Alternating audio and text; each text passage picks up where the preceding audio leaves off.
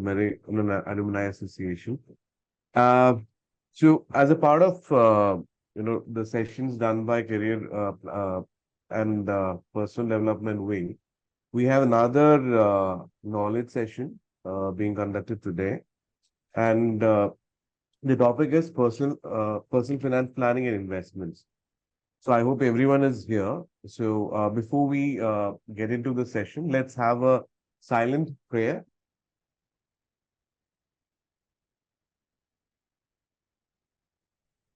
Okay, let's start with our session today. Uh, First of all, I'm pretty happy that, I've been given the opportunity to moderate the session. Uh, so today we have, first of all, our resource person for the day, Dr. Leanne Matthew. She is, by the way, our alumni. She has done her post-graduation and graduation from Marine College, Kutigana. She is currently working as assistant professor in Cochin College. She's also has got 18 years of experience in academics as well as academics as well as the industry. She currently she's also a certified trainer for NSC and uh, I think NSC and BSc. She is also a research guide for MG University and conducted a lot of hours of training. So we welcome you, ma'am, to today's session. Thank you. Thank you. I also welcome our dear Principal Ajimon sir to this meeting today. Welcome, sir. I think yeah. Also, I would like to welcome the office bearers of MAC, all the alumni and students to this session. So, without further ado, I'll pass on the baton to the resource person for the day. Before that, I would just like to let you know, once the way we are putting it forth is, ma'am will take over and deliver the presentation to us. After that, we will have the question answer session. And after the during the question answer session, you can raise your hands, or you can type it in chat, and we will put forth the question to Dr. Lianson, right? And I just forgot to welcome the faculty members also. Really sorry, but welcome everyone. So without further ado, Lianson ma'am, the floor is all yours. Thank you. Okay, the topic personal financial planning and investment is a very general topic. Almost all of us joined here know something about this. Okay, personal financial planning and investment. The basic term it is financial planning. All of us have financial planning and some sort of investment and savings. But the quality of this financial planning and investment is a question. We should have to make a quality financial planning, and we should make an investment which will give us a good return. Usually when we look into the back or years ago, these two terms were not that much important, because whenever we save or invest, we would get some sort of income or return. But at present, the term financial planning and investment is very relevant because inflation is very high. Therefore, we need good investment. When we when we discuss this topic, financial planning, normally middle class people, like salaried people, believes that this is a term which is always needed by people who generate huge income or high income. That is wrong. Whatever would be our income, we can have a financial plan and good investment. Then if we wanted to get financial planners or someone to help us to plan our finance, that may be costly, but we can get the services from investment managers or investment advisors who are charging less. I think in our community itself, we can find those who are having good knowledge in financial matters. I know many of our alumni are in this field, investment related areas, they can help us. Definitely, if we are able to manage our income in a good way, that is better. If it is not possible, if we are not in financial field, we can have the services of those who are having enough knowledge in financial matters. Okay, whatever it would be, financial planning or investment or saving, basically we start with income which leads to savings, then it will be converted into investments. We always believes that saving, some of us believes that savings and investment is same, but it is wrong. Savings and investment is different. തുടക്കത്തിൽ ഞാൻ പറഞ്ഞതുപോലെ തന്നെ ഒരു 20 years back നമ്മൾ നോക്കിയാൽ ഈ സേവിങ്സിനും ഇൻവെസ്റ്റ്മെന്റിനും ഒന്നും time അപ്പോഴും ഡിഫറെന്റ് ആണെങ്കിലും വലിയൊരു ഡിഫറൻസ് ഉണ്ടായിരുന്നില്ല. കാരണം ഇൻഫ്ലേഷൻ വളരെ കുറവായിരുന്നു. അപ്പം ഇപ്പോ നമ്മൾ നോക്കേണ്ടത് rather than savings we need investment. Okay, financial planning എന്നുള്ള ഒരു ടേം വെച്ചിട്ട് തന്നെ ഞാൻ സ്റ്റാർട്ട് ചെയ്യാണ്. Financial planning means we are assessing our present or current assets or liabilities, or current assets and including liabilities. Then we need to check or confirm the income that we are generating today and in future. Finally, we need to set a goal for achieving in the future.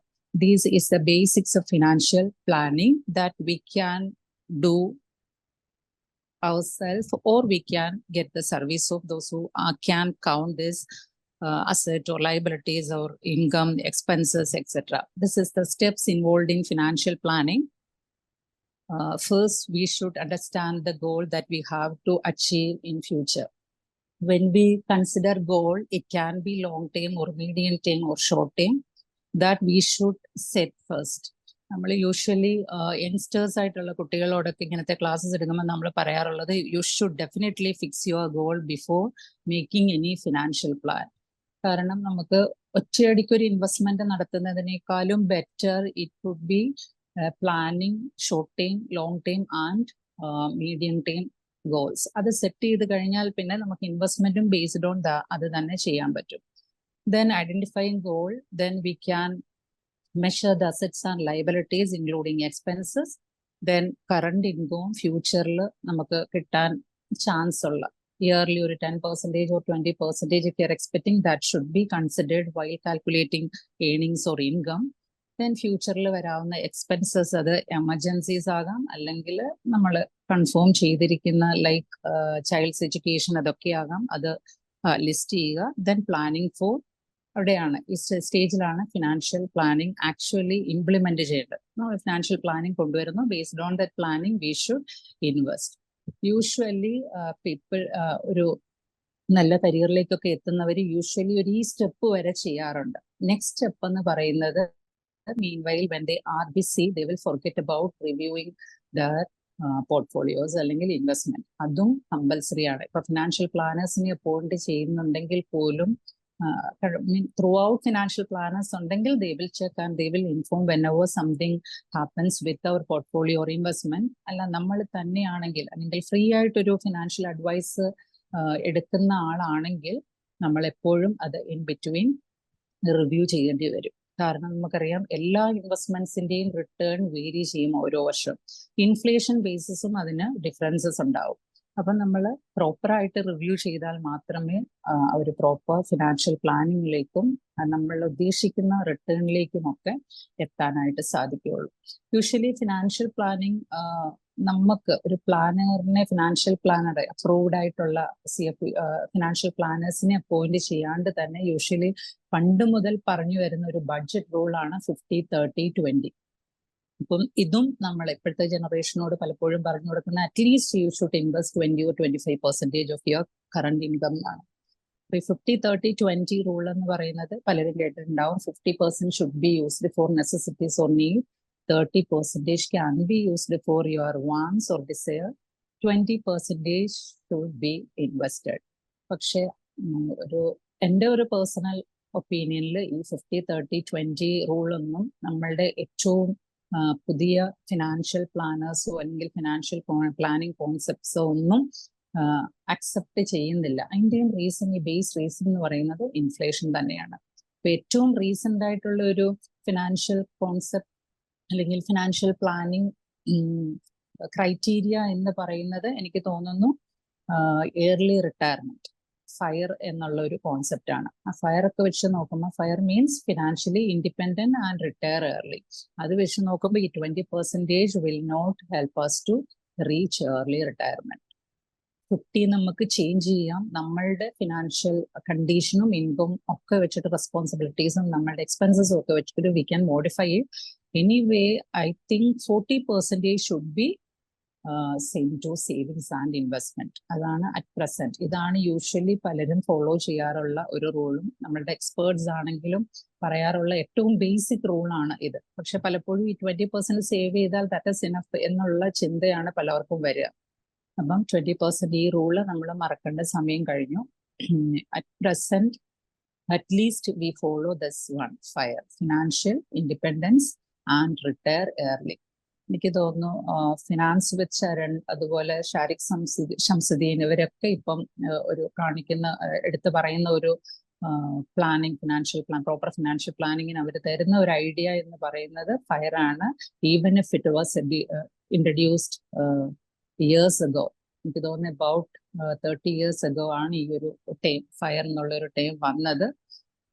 ഒരു popular ബുക്കിന്റെ പേര് ഞാൻ പറഞ്ഞ വളരെ popular ആയിട്ടുള്ള ഒരു ബുക്കിൽ അവർ introduce ചെയ്ത ഒരു കോൺസെപ്റ്റ് ആണ് ഫയർ എന്നുള്ളത്. Financial independence and retire early. എത്രയും ഈസിയായി അല്ലെങ്കിൽ ഏറ്റവും ഏർലി ഏജിൽ റിട്ടയർ ചെയ്യുക എന്നുള്ളതാണ് financial independence and retire early എന്ന് പറയുക. അപ്പൊ ഈ ബുക്കിന്റെ authors Joe and Vivek, I think these 2 authors ആണ് ഈ ബുക്ക് ഇൻട്രൊഡ്യൂസ് ചെയ്തത്. അതിൽ അവര് ഈ പറയുന്ന ജോ എന്ന് പറയുന്ന വ്യക്തി 31 years റിട്ടയർ ചെയ്തു എന്നാണ് പറയുന്നത്.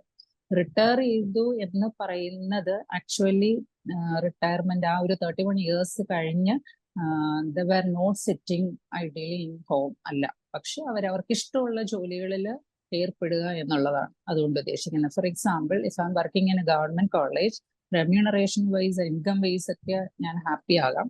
പക്ഷെ ചിലപ്പോൾ കുറച്ചുകൂടെ ഒരു ഞാൻ പഠിച്ച ഇൻസ്റ്റിറ്റ്യൂഷൻ പോലുള്ള ഒരു സ്ഥലത്ത്, ഗ്രോത്ത് ആഗ്രഹിക്കുന്ന ഒരു സ്ഥലത്ത്, അല്ലെങ്കിൽ എനിക്ക് കുറച്ചുകൂടെ ആ ഒരു എൻ്റെ റിട്ടയർ ചെയ്യാൻ ഞാൻ ഉദ്ദേശിക്കുന്ന ഏജിൽ ഏത് ക്രൈറ്റീരിയ ആണോ എന്നെ ഹാപ്പി ആക്കുന്നത് അതിലേക്ക്, four example if I am interested in cooking, അതിലേക്ക് തിരിയാനായിട്ട്, അതിലൂടെ ഇൻകം കൊണ്ടുവരാനായിട്ടൊക്കെ സാധിക്കുന്ന ഒരു രീതിയിലേക്ക് ആകുക എന്നുള്ളതാണ്. അല്ലാണ്ട് റിട്ടയർ ചെയ്ത് വീട്ടിലിരിക്കുക എന്നുള്ളതോ അല്ലെങ്കിൽ ട്രാവൽ ചെയ്യുക എന്നുള്ളതോ. If I am interested in that I can go. അതാണ് ഇവിടെ ഒരു റിട്ടയർ ഏർലി എന്നുള്ളതുകൊണ്ട് ഉദ്ദേശിക്കുന്നത്. അപ്പൊ ഈ റിട്ടയർ ചെയ്യേണ്ട ഏജ് എന്ന് പറയുന്നത് decided by us and with the help of some calculations. ആ കാൽക്കുലേഷൻ എന്ന് പറയുന്നത് ഈ ഫയറിനെ തന്നെ എനിക്ക് തോന്നുന്ന ഒരു 4 categories തിരിച്ചിട്ടുണ്ട്. Lean fire, then normal fire, then thick fire എന്നുള്ളതാണ്. അപ്പൊ ലീൻ ഫയർ എന്ന് പറയുന്നത് എൻ്റെ ആനുവൽ എക്സ്പെൻസസ്, മന്ത്ലി എക്സ്പെൻസസ് 50,000 ആണെന്ന് വിചാരിക്കുക. That comes to 6 lakh annually. Annual expenses 6 lakh ആണെങ്കിൽ if I reach a position where I can have 20 times of my annual expenses, then it would be known as lean fire. 20 yearsലേക്കുള്ള എൻ്റെ annual എക്സ്പെൻസസിനുള്ളത് എൻ്റെ ഇൻവെസ്റ്റ്മെന്റ്സിലും സേവിങ്സിലും വന്നാൽ അതിനെ lean fire ആയിട്ട് consider ചെയ്യാം. അപ്പൊ 20 yearsലേക്കുള്ള investment എന്ന് പറയുന്നത്, four example if I M retiring at 30 plus 20 years, 50 years വരെയുള്ളത്. 20 years എന്ന് പറയുന്നത് 20 years നമ്മൾ ആ കോർപ്പസ് ഇൻവെസ്റ്റ് ചെയ്യുന്നു, അതിനകത്തുനിന്ന് ഒരു 4% ഞാൻ മന്ത്ലി അല്ലെങ്കിൽ ആനുവലി എടുത്താൽ ബാലൻസ് അവിടെ വീണ്ടും ഉണ്ട്. ഇൻഫ്ലേഷൻ ഒക്കെ ഇതിലെ ക്വസ്റ്റ്യൻ ആണ്. അതാണ് ഒരു ഏറ്റവും ലീൻ ഫയർ എന്നുള്ളത് ഉദ്ദേശിക്കുന്നത്. നോർമൽ ഫയർ മീൻസ് 25% അല്ലെങ്കിൽ 25 times ഓഫ് ആനുവൽ എക്സ്പെൻസസ്. അതാണ്. അപ്പം ഏറ്റവും കംഫർട്ടബിൾ ആയി നമ്മൾക്ക് റിട്ടയർ ചെയ്യാൻ പറ്റുന്ന ഒരു സ്റ്റേജ് എന്ന് പറയുന്നത് 50 times ഓഫ് അവർ ആനുവൽ എക്സ്പെൻസസ്. അതാണ് 50%. അതാണ് നമ്മുടെ ഒരു നോർമൽ ഇപ്പം അഡ്വൈസബിൾ ആയിട്ടുള്ള ഏറ്റവും ഫ്രീ ആയിട്ട് നമുക്ക് റിട്ടയർ ചെയ്യാൻ പറ്റുന്നത്. If you R retiring at 30 or 40, 50 ഇയേഴ്സിലേക്കുള്ള ഒരു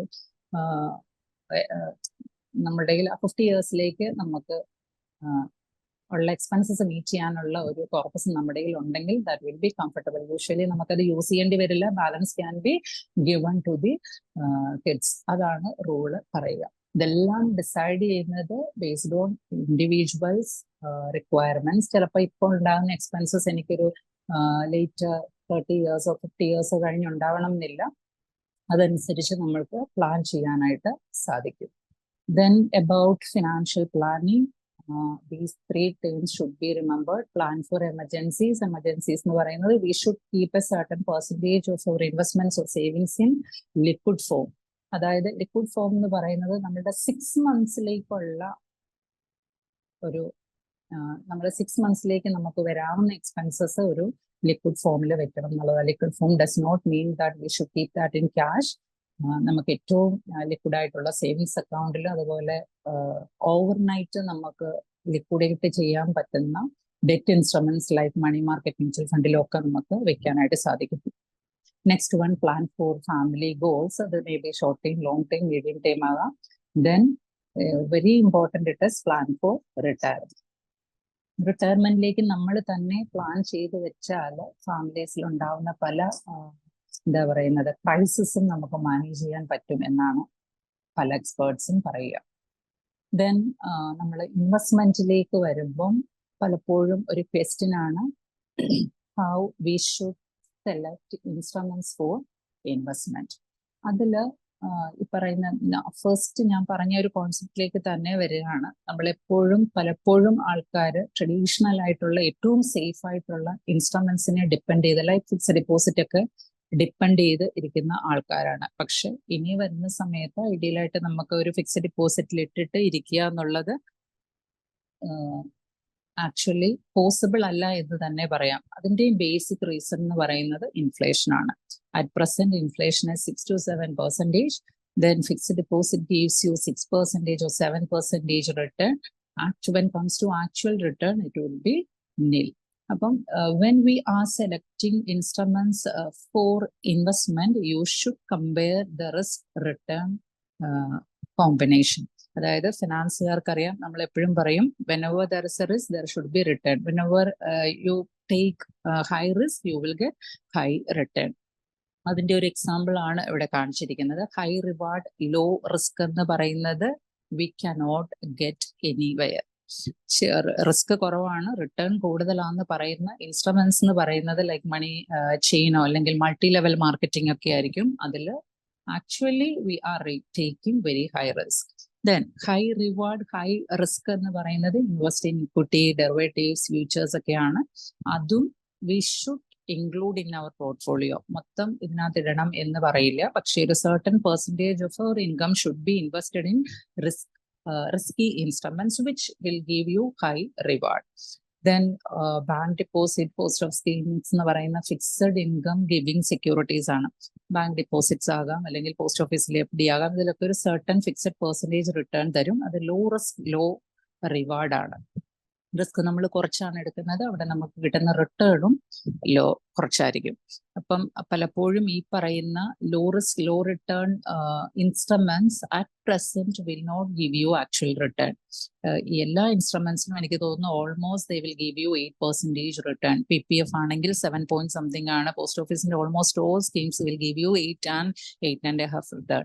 അപ്പൊ അതൊക്കെ ഇൻഫ്ലേഷനെ വെച്ച് കമ്പയർ ചെയ്യുമ്പം നോർമലി 2% റിട്ടേൺ ആണ് തരിക. Then high risk low reward എന്ന് പറയുന്നത് നമുക്കൊരു തരത്തിലും ആവശ്യമില്ലാത്ത ഒരു സിറ്റുവേഷൻ ആണ്. അപ്പം ഞാൻ പറഞ്ഞു, ഒരിക്കലും നമ്മൾ ഹൈ റിവാർഡ് ഹൈ റിട്ടേൺ ഇൻസ്ട്രുമെന്റിനെ മാത്രം പ്രൊമോട്ട് ചെയ്യില്ല. അവർ portfolio should have all the combination of these instruments. ഇപ്പം എനിക്ക് തോന്നുന്നു ഇപ്പം ഒരു 40-45 ഇയേഴ്സിൽ റിട്ടയർ, ഇപ്പൊ ഒരു 50 ഇയേഴ്സിൽ റിട്ടയർ ചെയ്ത ആൾക്കാർക്ക് maybe they were having only investments in fixed deposit that were helping them to retire at 50. അതിന്റെ റീസൺ എന്ന് പറയുന്ന ഒരു 10 years ബാക്ക് നമ്മൾ നോക്കിയാൽ എഫ് ഡിക്കൊക്കെ 12% ആയിരുന്നു റിട്ടേൺ. ആ സമയത്ത് എഫ് ഡി മാത്രം മതിയായിരുന്നു ഒരു നല്ല പോർട്ട്ഫോളിയോയും നല്ലൊരു ഫ്യൂച്ചർ റിട്ടേണും കിട്ടാൻ. അറ്റ് പ്രസന്റ് അത് നമുക്ക് സാധിക്കില്ല. അതുകൊണ്ടാണ് പല ഫിനാൻഷ്യൽ റെഗുലേറ്റേഴ്സും അല്ലെങ്കിൽ ഗവൺമെന്റ് പല ഫിനാൻഷ്യൽ റെഗുലേറ്റേഴ്സിനെയും പല ഏജൻസീസിനെയും ഫിനാൻസ് റിലേറ്റഡ് ഏജൻസീസിനെയും ഇതിന്റെ ഒരു അവയർനെസ് ഒക്കെ കൊടുക്കാനായിട്ട് അപ്പോയിന്റ് ചെയ്തിരിക്കുന്നത്. ഇതൊരു ജസ്റ്റ് എക്സാമ്പിൾ ആണ് asset allocation across life stages. നമ്മൾ എങ്ങനെയാണ് നമ്മളുടെ ഇൻകം പല ഏജിലും അലോക്കേറ്റ് ചെയ്യേണ്ടത് എന്നുള്ളത്. If it is in the early career എന്ന് പറയുന്നത് we can assume it from 25 years to 40 years. 25-40 years we can invest more in risky instruments that will give you high return. അവിടെ risk എടുത്താലും we will have certain period to cope up if അല്ലെങ്കിൽ recover if something happens negatively. Risk കൂടുതൽ വന്ന് എന്തെങ്കിലും negative influence അല്ലെങ്കിൽ കുറച്ച് നമുക്ക് invest ചെയ്തതിൽ റിഡക്ഷൻ വന്നാൽ അത് നമുക്ക് മേക്കപ്പ് ചെയ്യാനുള്ള സമയമുണ്ട്. അതുകൊണ്ടാണ് ഏർലി കരിയറിൽ we should invest more in risky instruments that will give U high reward. When comes to middle age or mid career, it can be considered from 45 years to 60 till retirement. അവിടെ നമുക്ക് വേണ്ടത് ഒരു combination of risky and risky ഇൻസ്ട്രുമെന്റ്സിന്റെയും ഒരു risk free instruments. Risk free എന്നുള്ള ഒരു concept ഇല്ല. Even if you are investing in bank deposit that will have some sort of risk. അപ്പം റിസ്ക് കുറഞ്ഞ അല്ലെങ്കിൽ റെഗുലർ ഇൻകം തരുന്ന ഇൻസ്ട്രുമെന്റ്സിലും റിസ്കി ആയിട്ടുള്ള ഇൻസ്ട്രുമെന്റ്സിന്റെ ഒരു കോമ്പിനേഷൻ ആണ് മിഡ് ഏജിൽ വേണ്ടത്. എനിക്ക് തോന്നുന്നു ഓൾമോസ്റ്റ് നമ്മുടെ ഒരു ഗ്രൂപ്പിൽ ജോയിൻ ചെയ്തിരിക്കുന്നത് കുട്ടികളില്ലെങ്കിൽ we all come under this category. Mid കരിയറിലായിരിക്കും. അപ്പൊ അതിനകത്ത് ഇപ്പോഴും we have a chance to get high return for a certain percentage of our income. Then retirement, it is recommended that we should completely invest in debt risk-free instruments അല്ലെങ്കിൽ low risk instruments. Debt instruments ആണ് ഉദ്ദേശിക്കുന്നത്. അവിടെ നമുക്ക് റിട്ടയർമെന്റിൽ കൂടുതൽ income അല്ല അല്ലെങ്കിൽ കൂടുതൽ return അല്ല, റെഗുലർ ഇൻകം ആണ് പലപ്പോഴും വേണ്ടി വരിക. അല്ല റിസ്ക് എടുത്താലും നമുക്കത് ചിലപ്പം റിവേഴ്സ് ചെയ്യാനായിട്ടുള്ള ഒരു പോസിബിലിറ്റി അല്ലെങ്കിൽ ഒരു ചാൻസ് കിട്ടണമെന്ന് ഇല്ല. ഇതാണ് ഒരു ബേസ് എന്ന് പറയുക. ഇതിൽ ക്യാൻ ഹാവ് ചേഞ്ചസ്. ഓൾറെഡി ഒരു റിട്ടയർമെന്റ് പർപ്പസിൽ അച്ചീവ് ചെയ്ത ആൾക്കാരാണെങ്കിൽ they can invest 20 or 30 or even 50% of their income into risky instruments. Then when you consider an investment option, these are the factors you should consider. Safety of investment, that is the first point you should consider before thinking about a return. റിട്ടേണേക്കാളും സേഫ്റ്റിയാണ്. ചില ഇൻവെസ്റ്റ്മെന്റിനെ പറ്റി നമ്മൾ പറയും return will be very high but at the end we won't get the principal amount. ഒരു നല്ല investment എന്ന് പറയുന്നത് safety plus return plus all these factors വേണം. Liquidity എന്ന് പറയുന്നത് ഒരു സർട്ടൻ ലിക്വിഡിറ്റി എന്ന് പറയുന്നത് ഡിപ്പെൻസ്. ഇൻവെസ്റ്റ്മെന്റ് ഏറ്റവും വലിയൊരു ഫീച്ചറായിട്ട് നമുക്ക് പറയാൻ പറ്റില്ല. If you wanted to get a good return we should not get liquidity. അപ്പം ലിക്വിഡിറ്റി ഉണ്ടെങ്കിൽ റിട്ടേൺ കുറയും. പക്ഷേ we should need liquid instruments in our portfolio. അല്ലെങ്കിൽ ലിക്വിഡിറ്റി എന്നുള്ള ഫീച്ചറും വേണം. Return definitely it is necessary. Then convenience means നമ്മൾക്ക് ഇപ്പം എനിക്ക് തോന്നുന്ന 99% of all the investments available in India can be done from our own home. ആ ഒരു കൺവീനിയൻസ് ഉണ്ടോ എന്നുള്ളത് ഇൻവെസ്റ്റ്മെന്റ് സെലക്ട് ചെയ്യുമ്പോൾ നോക്കുക. ദെൻ ടാക്സ് ഡിഡക്ഷൻ, അതും ഇപ്പം ഏറ്റവും ലേറ്റസ്റ്റ് അതും ഒരു ക്വസ്റ്റ്യനാണ്. അതായത് പുതിയ റിജീമിലേക്ക് പോകുമ്പം ടാക്സിനൊരു ടാക്സ് ഡിഡക്റ്റിംഗ് അല്ലെങ്കിൽ ടാക്സ് സേവിങ് സ്കീംസ് ഒരു ക്വസ്റ്റ്യനാണ്. ഹൗസിംഗ് ലോൺ ഇല്ലാത്ത ഒരാളെ സംബന്ധിച്ചിടത്തോളം ടാക്സ് സേവിങ് സ്കീംസ് കൊണ്ട് ഒരു വലിയ റെലവൻസ് ഉണ്ട് എന്ന് എനിക്ക് തോന്നുന്നില്ല. പുതിയ റിജീം ആയിരിക്കും അവരെയൊക്കെ ഹെൽപ്പ് ചെയ്യുക.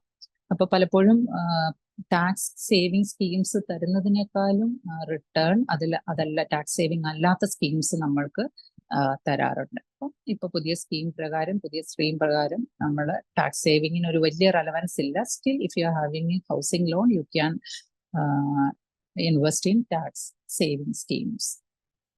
അടുത്തത് when we come purely into investments, these are the 4 asset classes which will help us in India to invest. നമ്മളിപ്പം NRIs ആയിട്ടുള്ളവർ ജോയിൻ ചെയ്തിട്ടുണ്ടെങ്കിൽ they have more options like foreign exchange market ഒക്കെ ഉണ്ട്. പക്ഷെ ഇന്ത്യയിൽ അവൈലബിൾ ആയിട്ടുള്ള ഏതൊക്കെ ഇൻസ്ട്രുമെന്റ്സിനെ ആണെങ്കിലും നമുക്ക് ഇതിന്റെ അണ്ടറിൽ കൊണ്ടുവരാം. First it is fixed deposit schemes, then property, then gold, finally it is equity. ഈ 4 ഇൻസ്ട്രുമെന്റ്സിന്റെയും ഒരു കോമ്പിനേഷൻ ആണ് actually we should need in our portfolio. നമ്മൾ ഫിനാൻഷ്യൽ പ്ലാനേഴ്സിന്റെ ഒക്കെ ഇൻവെസ്റ്റ്മെന്റ് അഡ്വൈസേഴ്സിന്റെ ഒക്കെ ഹെൽപ്പ് എടുക്കുകയാണെങ്കിൽ they will do this based on our requirements too. പക്ഷെ നമ്മൾ സ്വന്തമായിട്ട് എടുക്കാനും അല്ലെങ്കിൽ സ്വന്തമായി ഫിനാൻഷ്യൽ പ്ലാൻ ഇംപ്ലിമെന്റ് ചെയ്യുന്നവരെ സംബന്ധിച്ചിടത്തോളം ഈ 4 കോമ്പിനേഷനും നമുക്ക് ഇപ്പം അച്ചീവബിൾ ആണ്. പണ്ടൊക്കെ നമ്മൾ ഈ പ്രോപ്പർട്ടി എന്നുള്ളത് അല്ലെങ്കിൽ ലാൻഡിലോ പ്രോപ്പർട്ടിയിലൊക്കെ ഇൻവെസ്റ്റ് ചെയ്യാന്നുള്ളത് ബുദ്ധിമുട്ടായിരുന്നു. അറ്റ് പ്രസന്റ് അതിലും നമുക്കൊരു certain percentage can be invested through REIT, real estate investment trust ഉണ്ട്. അത് വെച്ചിട്ട് ഒരു ഹ്യൂജ് ഇൻവെസ്റ്റ്മെന്റ് ഇല്ലാണ്ട് തന്നെ നമുക്ക് ഇൻഫ്രാസ്ട്രക്ചറിലോ അല്ലെങ്കിൽ പ്രോപ്പർട്ടിയിലൊക്കെ ഇൻവെസ്റ്റ് ചെയ്യാനുള്ള ഒരു ചോയ്സ് ഉണ്ട്. അപ്പം പ്രോപ്പർട്ടീസിന് അല്ലെങ്കിൽ നമ്മുടെ ലാൻഡിന് വരുന്ന അപ്രീസിയേഷനും നമ്മളുടെ ഒരു പോർട്ട്ഫോളിയോയുടെ ഭാഗമാക്കാനുള്ള ഒരു chance at present we can available in India. Then when we consider the various investable assets available in India, you can see the return given by those instruments for the past 30 years. അപ്പോൾ actually ഞാൻ സെബിയുടെയും NISMന്റെ ഒക്കെ trainer ആകുന്നതിന്റെ ഭാഗമായിട്ട് usually promoting equity and equity related instruments. അത് ശരിക്കും അവർ promote ചെയ്യാൻ പറയുന്നത് കൊണ്ടല്ല, എനിക്ക് തന്നെ ഇതിനകത്ത് personally benefited from investment in equity related investments. That's why I am promoting that. അപ്പൊ ഇതിനകത്ത് കൊടുത്തിരിക്കുന്നത് വെച്ച് നമ്മൾ ഇതൊരു 30 years ആവറേജ് ആണ്. അറ്റ് പ്രസന്റ് ആക്ച്വലി നമ്മളിപ്പോ ഒരു 10 yearsന്റെ എടുത്താൽ ഇതിൽ ഒരു മേജർ ചേഞ്ച് വരും. PPF എന്ന് പറയുന്നത് ആവറേജ് 8% ആവാം. ഗോൾഡ് മേ ബി അബൌട്ട് 10% ആണ്. ഒരു 20 years ഗോൾഡിന്റെ റിട്ടേൺ ആവറേജ് നമ്മൾ എടുത്താൽ അത് എനിക്ക് തോന്നുന്നു 11% വരും. FDയുടേതും ഓൾമോസ്റ്റ് 8 താഴെയാണ് വരാൻ, അല്ലെങ്കിൽ ഓൾമോസ്റ്റ് 8 വരാനാണ് ചാൻസ്. അപ്പം while considering inflation, see the return given by all these instruments except equity shares will give you hardly 2%. അപ്പം യു ഷുഡ്, അതുകൊണ്ട് എല്ലാം ഷെയർസിലോ അല്ലെ ഷെയർ മാർക്കറ്റിലോ ഇൻവെസ്റ്റ് ചെയ്യണം എന്നല്ല പറയുന്നത്. At least 20% of your income should be invested in equity shares and related instruments. അപ്പം 20% invest ചെയ്യണം എന്ന് പറയുന്നത് ഈ നമ്മളുടെ ഏജിൽ, ഞാൻ പറഞ്ഞു ഒരു അസംഷന്റെ പുറത്താണ് ഞാനത് പറയുന്നത്. നമ്മൾ ഓൾമോസ്റ്റ് കോളേജിന്റെ ഒരു ബാക്ക്ഗ്രൗണ്ട് ഹിസ്റ്ററി എടുത്താൽ 95 തൊട്ട് വന്നവരാണ്. അപ്പം ഓൾമോസ്റ്റ് 40-45 ഇയേഴ്സിൽ നിൽക്കുന്നവരാണ്, ഒരു മിഡ് കരിയറിലുള്ളവരായിരിക്കും. അങ്ങനെയുള്ളവർക്ക് definitely 20-25% can be invested in equity. അതുപോലെ ഇപ്പം സ്റ്റുഡൻസ് ആയിട്ടുള്ളവർ ജോയിൻ ചെയ്തിട്ടുണ്ടെങ്കിൽ they can at least invest 60% of their income into equity and related instruments. Then these are the small saving schemes. ഏറ്റവും പോപ്പുലർ ആയിട്ടുള്ളത് മാത്രം just I'm showing here. This does not mean I'm recommending the participants to invest in these instruments. Here you can see the return given by the small saving schemes available in India. It is almost near to inflation. These are the fixed deposit schemes. Even company fixed deposits gives you 5-7% return. Company fixed deposit എന്ന് പറയുന്നത് ബാങ്കിനേക്കാളും കുറച്ചുകൂടെ നമുക്ക് risky ആയിട്ടുള്ള investment ആണ്. എങ്കിലും അത് 5-7% ആണ് return. Then ഏറ്റവും എനിക്ക് തോന്നുന്നത് കറന്റ് ജനറേഷൻ പലപ്പോഴും മാറി. ഇപ്പൊ ഞാൻ കുറച്ച് എഡ്യൂക്കേറ്റഡ് ആയിട്ടുള്ള ആൾക്കാരോട് ചോദിക്കുമ്പോൾ എല്ലാവർക്കും at least they are investing in mutual funds. പക്ഷേ എങ്കിൽ പോലും ഇപ്പോഴും FDയെ മാത്രം ഡിപ്പെൻഡ് ചെയ്ത് നിൽക്കുന്ന ആൾക്കാരുണ്ട്.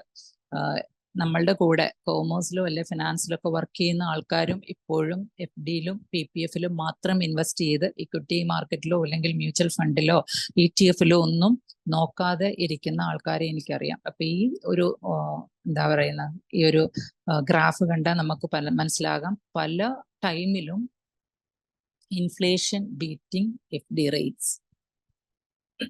ദെൻ നമ്മൾ ആ 4 അസറ്റ് ക്ലാസ്സിൽ പറയുന്നതിൽ second it is gold investment. Gold at present നമുക്കൊരു നല്ല ഇൻവെസ്റ്റ്മെന്റ് ആയിട്ട് ഒരു 5 ഇയേഴ്സ് അല്ലെ 10 ഇയേഴ്സിന്റെ ഹിസ്റ്ററി എടുത്താൽ almost gold has given return equivalent to index എന്ന് പറയാം. അപ്പൊ ഗോൾഡ് ജ്വല്ലറി ആയിട്ട് നമ്മൾ മേടിക്കുകയാണെങ്കിൽ അത് ഒരിക്കലും ഒരു ഇൻവെസ്റ്റ്മെന്റ് അല്ല. ഇതൊക്കെ ഒരു ബേസിക് ലെസൺസ് ആണ്. കാരണം ഇൻവെസ്റ്റ്മെന്റ് എന്ന് പറയുന്നത് on the first day itself we should get return. പക്ഷേ ഗോൾഡിൽ നമ്മൾ ജ്വല്ലറി ആയിട്ട് ഇൻവെസ്റ്റ് ചെയ്താൽ the very first day we will lose 10 or 15%. Then അടുത്ത ഓപ്ഷൻ എന്ന് പറയുന്നത് ഗോൾഡ് കോയിനും ഗോൾഡ് ബാറും ആണ്. ഇപ്പോഴും ഈ മുമ്പേ പറഞ്ഞ അതേ ഒരു സംഭവം റിപ്പീറ്റ് ചെയ്യാണ്.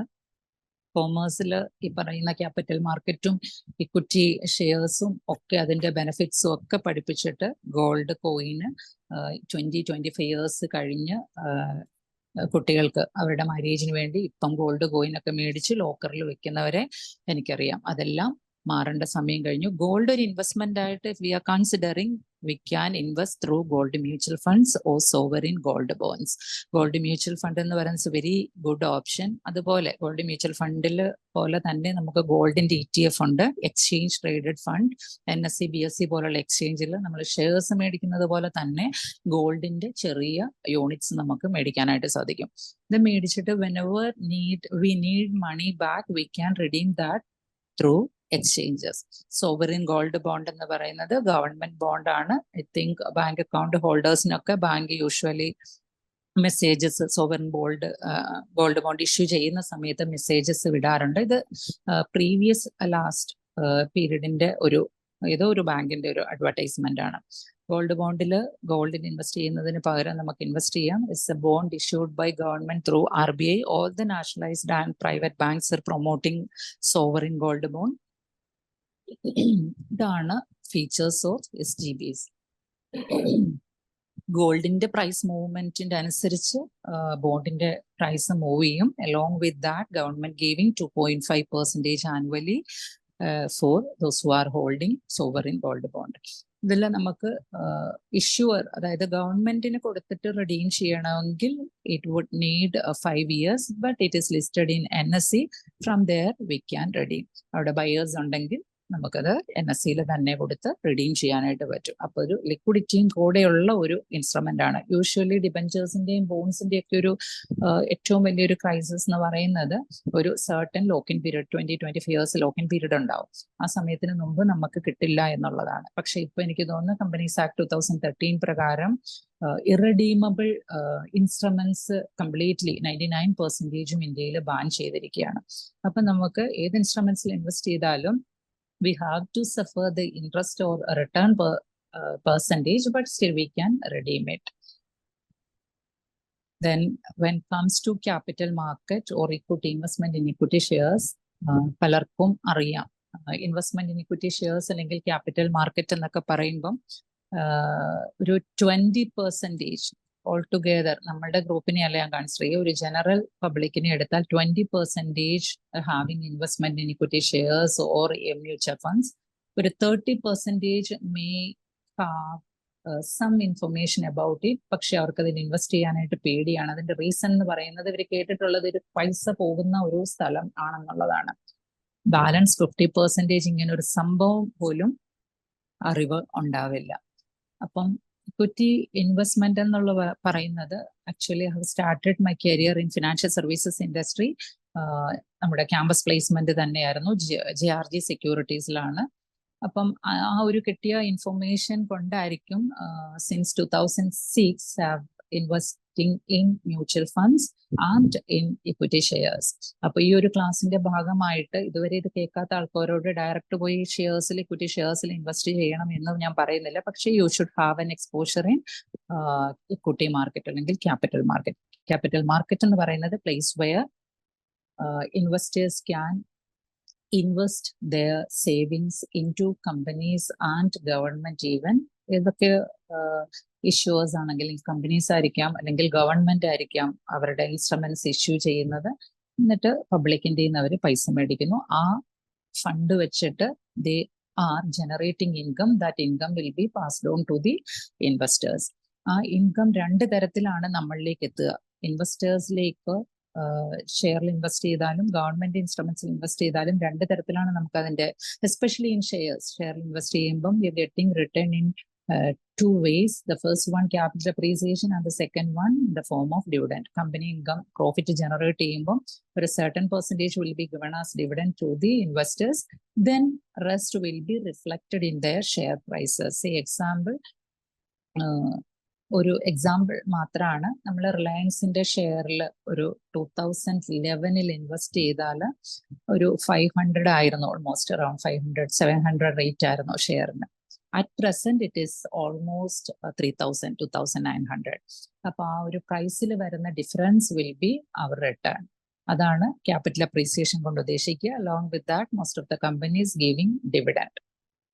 ഇക്വിറ്റി ഇൻസ്ട്രുമെന്റ്സിൽ, ഇക്വിറ്റി ഷെയർസിൽ ഇൻവെസ്റ്റ് ചെയ്താൽ കിട്ടുന്ന റിട്ടേണിന്റെ ഒരു കമ്പാരിസൺ ആണിത്, റിട്ടേണിന്റെ ഒരു പ്രസന്റേഷൻ ആണിത്, comparing with investing in debt instruments. ഇവിടെ അസംഷൻ എന്ന് പറയുന്നത്, when you are investing 5,000 per month for 30 years, that 5,000 completely investing in debt instruments, you will get 71 lakhs. ആ 71 lakhന് ഒരു ബേസ് ആയിട്ട് എടുത്തിരിക്കുന്നത് 8% റിട്ടേൺ ആണ്. ഓക്കെ, 8% റിട്ടേൺ എന്ന് പറയുന്നത് FD-യുടെ ഇപ്പൊ കരുതുക 6% ആണ് വരിക. Then if you are investing 25% in equity and 75% in debt, you will get 86 lakh. ആ ഒരു പെർസെൻറ്റേജ് കൂടി വന്ന് finally if you are investing 100% in equity, you will get 1.54 crore. This is the difference. Completely investing in debt give you 71 lakh. If that is investing completely in equity, you will get 1.54 crore. ഇവിടെ ഒരു base ആയിട്ട് എടുത്തിരിക്കുന്നത് 12% return ആണ്. പക്ഷെ index consider ചെയ്താൽ പോലും almost 15% return has been given by index for the past 30 years. ഇതൊക്കെ വിട്ടിട്ട് ഇതൊരു പബ്ലിക് ഒരു ക്ലാസിന്റെ ഭാഗമായിട്ട് എനിക്കാണെങ്കിലും ഇതിൽ കൂടുതൽ റിട്ടേൺ കാണിക്കുന്ന സ്ലൈഡുകളൊക്കെ ഉണ്ട്. പക്ഷെ എനിക്കൊന്ന് ഡൈവേഴ്സിഫൈഡ് ഗ്രൂപ്പാണ് ഇതിലേക്ക് വരിക. ഈ ഒരു ഇൻവെസ്റ്റ്മെന്റ് റിലേറ്റഡ് മാറ്റേഴ്സിൽ ഒരു ഇൻഫർമേഷനും ഇല്ലാത്ത ആൾക്കാരുണ്ടാവും. അപ്പോൾ ഒരു ഇൻഫ്ലേറ്റഡ് ആയിട്ടുള്ള ഒരു റേറ്റ് ഒക്കെ നമ്മൾ കാണിച്ചാൽ അതെങ്ങനെ ആൾക്കാർ എടുക്കും എന്ന് നമുക്കറിയില്ല. എൻ്റെ ഒരു പേഴ്സണൽ ഒരു ഒപ്പീനിയനിൽ ഇക്വിറ്റി ഷെയർസ് മാറ്റി നിർത്തിയാൽ മ്യൂച്വൽ ഫണ്ടിൽ for the past 20 years I M investing. എൻ്റെ CAGR എന്ന് പറയുന്നത്, ആനുവൽ റിട്ടേൺ എന്ന് പറയുന്നത് 23% ആണ്. അതിനുള്ള പ്രൂഫ് വേണമെങ്കിലും എൻ്റെ കയ്യിൽ ഓരോ വർഷം ഇങ്ങനെ ഒരു ക്ലാസിന്റെ ഭാഗമായിട്ടൊക്കെ ഞാൻ എടുത്തു വെച്ചിട്ടുണ്ട്. അപ്പോൾ ഒരു പൈസ പോകുന്ന സ്ഥലമല്ല ഇത്. Definitely you can invest in equity shares, but you should not invest 100% of your savings into equity and related instruments. And the reason, if you are ready to wait for 20 years, that will give you this return. പക്ഷെ in between ചില വർഷങ്ങളിൽ 2007 അതുപോലെ 2011 മാർക്കറ്റിൽ crash, അതായത് international മാർക്കറ്റിൽ വന്ന subprime ക്രൈസിസിന്റെ സമയത്തും അതുപോലെ 2011 ഈ മാർക്കറ്റിലെ ചേഞ്ചസ് വന്നിട്ടുണ്ട്. ചില വർഷങ്ങളിൽ 60% നെഗറ്റീവ് റിട്ടേണും ഇക്വിറ്റി മാർക്കറ്റ് കൊടുത്തിട്ടുണ്ട്. അപ്പൊ നമുക്കൊരു പീസ്ഫുൾ ആയിട്ടുള്ള ഒരു ലൈഫ് വേണമെങ്കിൽ combination of debt and equity and gold and properties needed.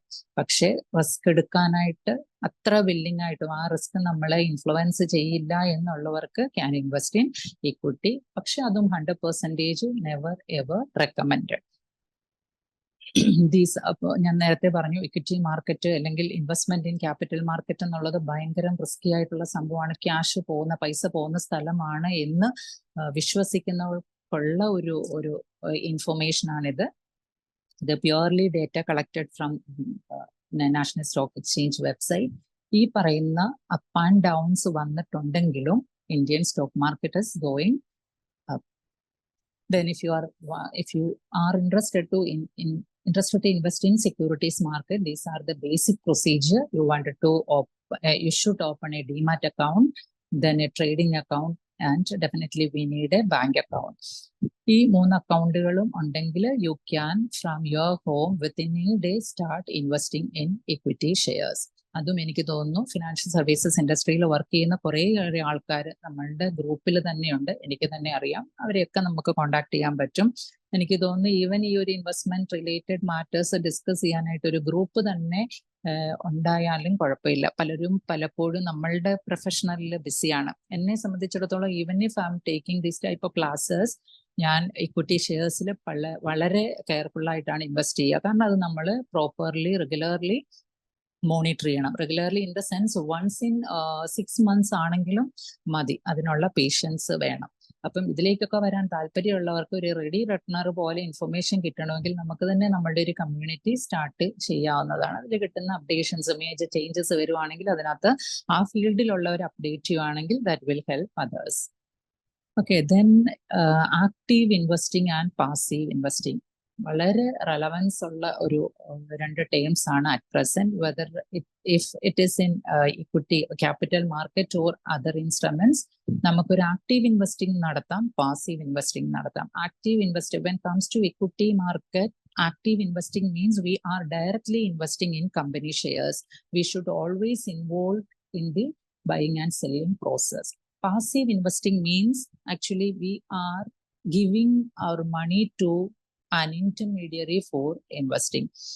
ഇവിടെ ഇക്വിറ്റി മാർക്കറ്റ് അല്ലെങ്കിൽ ക്യാപിറ്റൽ മാർക്കറ്റ് നമ്മൾ എടുത്താൽ ആക്റ്റീവ് ഇൻവെസ്റ്റിംഗ് എന്ന് പറയുന്നത് നമ്മൾ ഡയറക്ട്ലി ഷെയർസ് ബൈ ചെയ്യുകയും സെല് ചെയ്യുകയും ചെയ്യുന്നു. പാസീവ് ഇൻവെസ്റ്റിംഗ് എന്ന് പറയുന്നത് through mutual funds or ETF we are investing. നമ്മൾക്ക് expertise and time is sufficient, then we can definitely invest through active. അല്ലെങ്കിൽ definitely we can be an active investor. അതാണ് കൂടുതൽ return തരിക. Passive investing ആണെങ്കിൽ we should have to pay commission for investing. ആ commission നമുക്ക് കൊടുക്കാണ്ടിരിക്കാനുള്ള ഒരു പ്രൊഫഷനാണ് active investing. പക്ഷെ നമ്മൾ ഈ ഫീൽഡിൽ ഇൻട്രസ്റ്റഡ് അല്ല, നമ്മൾ റെഗുലർലി മോണിറ്റർ ചെയ്യുന്നില്ല എങ്കിൽ definitely you should get the service of someone to invest for you. അതാണ് like we are appointing financial planners or investment managers. When comes to equity market, the active investing എന്ന് പറഞ്ഞാൽ directly share by ചെയ്യുകയും sell ചെയ്യുകയും ചെയ്യുക. അതൊന്നും അത്രയും ബുദ്ധിമുട്ടുള്ള കാര്യങ്ങളല്ല. കാരണം നമ്മൾ എപ്പോഴും ഓൺലൈൻ ഒക്കെ ഉള്ള ആൾക്കാരാണ്. അവരെ സംബന്ധിച്ചിടത്തോളം ഇടയ്ക്കിടയ്ക്ക് നമ്മൾ ഇൻവെസ്റ്റ് ചെയ്ത കാര്യങ്ങളും അത് റിവൈസ് ചെയ്യാനൊന്നും വലിയ ബുദ്ധിമുട്ടില്ല. എല്ലാം നമ്മളുടെ ഫിംഗർ ടിപ്പിൽ നമ്മുടെ വീട്ടിലിരുന്ന് തന്നെ നമുക്ക് ചെയ്യാവുന്നതാണ്. അങ്ങനെ പറ്റാത്തവർക്ക് പാസീവ് ഇൻവെസ്റ്റിംഗ് എന്നെങ്കിലും നടത്താം. പാസീവ് ഇൻവെസ്റ്റിംഗ് കൊണ്ട് നമ്മൾ മെയിൻ ചെയ്യുന്നത് ഇക്വിറ്റി മാർക്കറ്റിലാണെങ്കിൽ it is investing through mutual fund or ETF. Okay, concept ETF-ന്റെ ഓൾമോസ്റ്റ് സെയിം ആണ്. I am going to explain mutual fund. Mutual fund എന്ന് പറയുന്നത് കുറച്ചു പേരെങ്കിലും കേൾക്കാത്തവരുണ്ടാകാം. അപ്പം ഇക്വിറ്റി ഷെയർസിനെ പറ്റി അല്ലെങ്കിൽ ഡയറക്റ്റ് ഇൻവെസ്റ്റ്മെന്റ് ഇൻ കമ്പനി ഷെയർസിനെ പറ്റി ഞാൻ പറഞ്ഞു. അതിനെപ്പറ്റി കൂടുതൽ സംസാരിക്കാത്ത ഈ ഒരു ക്ലാസിന്റെ ഭാഗമായിട്ട് ഓൾറെഡി ഉള്ളവർക്ക് ദേ ക്യാൻ കണ്ടിന്യൂ. ഈ ഒരു ക്ലാസിന്റെ ഭാഗമായി മാത്രം you should not start investing in equity shares. You should get some sort of investment advises and some sort of further reading and get information before investing. Mutual fund എന്ന് പറയുന്നത് എൻ്റെ ഒരു experience വെച്ചിട്ട് ഒരു 20 years എക്സ്പീരിയൻസ് എന്ന് പറയുന്നത് that is enough for advising എന്നാണ് ഞാൻ വിശ്വസിക്കുന്നത്. ഒരു 20 years എക്സ്പീരിയൻസ് വെച്ചിട്ട് you can definitely invest in mutual funds. അപ്പം മ്യൂച്വൽ ഫണ്ട് എന്നത് കൊണ്ട് ഉദ്ദേശിക്കുന്നത് മ്യൂച്വൽ ഫണ്ട് ഒരു തിയോറട്ടിക്കൽ മ്യൂച്വൽ ഫണ്ടിന്റെ ഒരു തിയോറട്ടിക്കൽ കോൺസെപ്റ്റ് എന്ന് പറയുന്നത് കളക്ടിങ് സ്മോൾ സേവിങ്സ്, അതായത് ഫണ്ട് ഹൗസിന്റെ പോയിന്റ് ഓഫ് വ്യൂവിൽ collecting small savings from the public and putting that into diversified portfolios.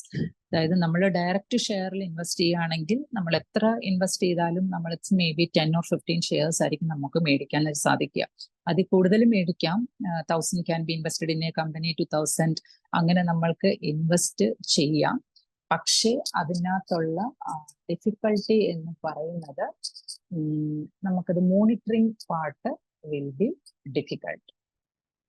അതിനൊരു ഓപ്ഷനാണ് we can invest through mutual funds. Mutual ഫണ്ട്സിൽ ഇതാണ് മ്യൂച്വൽ ഫണ്ടിന്റെ working.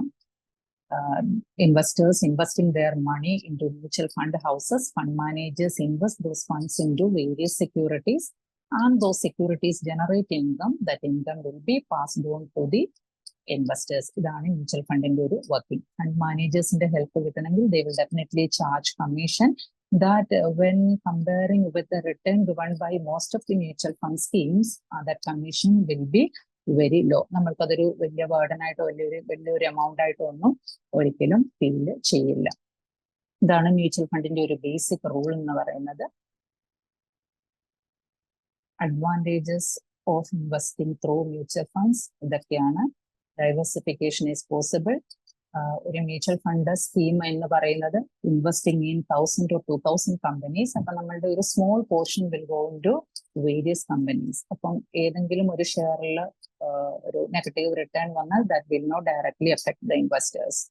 How to invest in mutual fund? You can get physical mutual fund application from various banks. Then it will be available with broking houses. Finance related intermediaries in the we can get physical application form. അല്ലെങ്കിൽ online ആയിട്ട് through mutual fund വെബ്സൈറ്റിൽ നിന്ന് നമുക്ക് പറ്റും. Mobile applications are developed by most of the mutual fund houses. Then we have AMFI registered mutual fund distributors.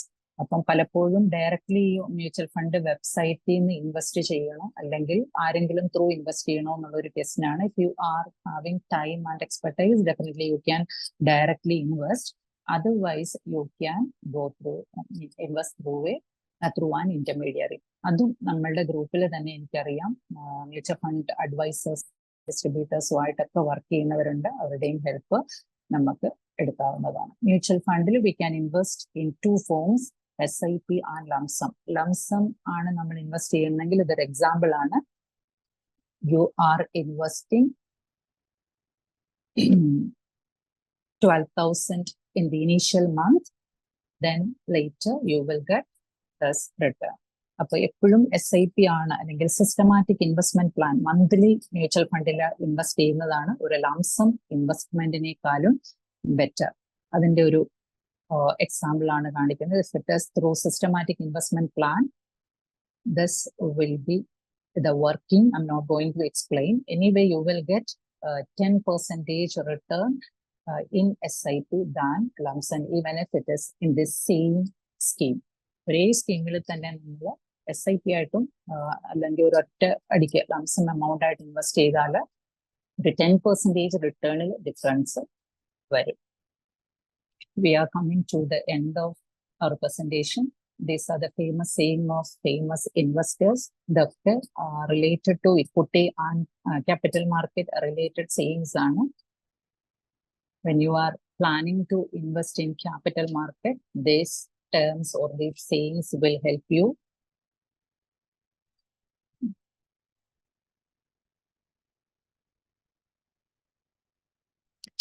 Then equity മാർക്കറ്റിലേക്ക് പേടിച്ച് അല്ലെങ്കിൽ invest ചെയ്യാനായിട്ട് മടിച്ചിരിക്കുന്നവർക്കുള്ള ഒരു മോട്ടിവേഷൻ ആണിത്. പലപ്പോഴും ഇങ്ങനൊരു എക്സാമ്പിൾ കാണിക്കുമ്പോൾ ആൾക്കാർ പറയുക ഇതിൽ റിട്ടേൺ വന്ന കമ്പനീസ് അല്ലേ നിങ്ങൾ പറയൂ, ഇതിനകത്ത് പലതും മാർക്കറ്റിൽ നിന്ന് പോയ കമ്പനീസ് ഉണ്ടെന്ന് പറയും. പക്ഷെ definitely I will tell you, if you are investing in 10 shares, ഒരു 10 കമ്പനിയിൽ നമ്മൾ ഇൻവെസ്റ്റ് ചെയ്യുവാണെങ്കിൽ മിറാക്കിൾസ് ക്യാൻ ഹാപ്പൻ. അതിലൊരു 8 കമ്പനി ലോസ് മേക്കിംഗ് ആണെങ്കിലും അല്ലെങ്കിൽ മാർക്കറ്റിൽ നിന്ന് വാനിഷായി പോയാൽ പോലും 2 companies will help you to get a good return. അതിനും എൻ്റെ മുമ്പിൽ കുറേ ഒരു ഫീൽഡിൽ വർക്ക് ചെയ്തതുകൊണ്ട് എൻ്റെ മുമ്പിൽ കുറേയേറെ എക്സാമ്പിൾസ് ഉണ്ട്. Even in my home I can see, ഇവിടെ എൻ്റെ father in law invested in 10 shares during 1985-1990 period. അതിൽ 15 ഷെയർസിൽ ഇൻവെസ്റ്റ് ചെയ്തിരുന്നു. അതിലൊരു 4 ഷെയർസ് ആയിരുന്നു ഒരു 3 years ബാക്ക് ഉണ്ടായിരുന്നത്. ആ 3 ഷെയർസിൽ നിന്ന് കിട്ടിയ റിട്ടേൺ എന്ന് പറയുന്നത് ഈ പറഞ്ഞ പോലെ എനിക്ക് തോന്നുന്നു ഓൾമോസ്റ്റ് 45 times ആണ് അതിൽ നിന്ന് വന്ന റിട്ടേൺ.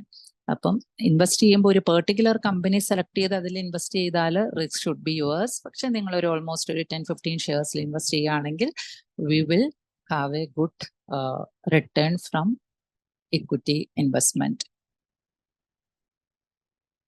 ഈ കാണിച്ച ഏഷ്യ മോട്ടോഴ്സിന്റെ ഒരു ഹിസ്റ്ററി ആണ് ഞാൻ കാണിച്ചിരിക്കുന്നത്. പലപ്പോഴും അത് കാണിക്കുമ്പോൾ ഇതൊരു അൺബിലീവബിൾ ആയിട്ടുള്ള ഒരു കാൽക്കുലേഷൻ ആയി തോന്നിയാൽ അതിനൊരു ജസ്റ്റിഫിക്കേഷൻ ആണ്. വിപ്രോയുടെയൊക്കെ എനിക്ക് തോന്നുന്നു ഓൾമോസ്റ്റ് എല്ലാ ഫിനാൻഷ്യൽ മാർക്കറ്റ് റെഗുലേറ്റേഴ്സും ഈ ഒരു ഫീൽഡിൽ സെഷൻസ് നടത്തുന്നവരും ഒക്കെ പറയുന്ന എക്സാമ്പിൾ ആണ്. ഈവൻ ഇൻ ഗൂഗിൾ ചെയ്താൽ ഡയറക്ട്ലി നമുക്ക് ഇതിന്റെ ഒരു ഗ്രോത്ത് ഹിസ്റ്ററി കാണാനായിട്ട് സാധിക്കും.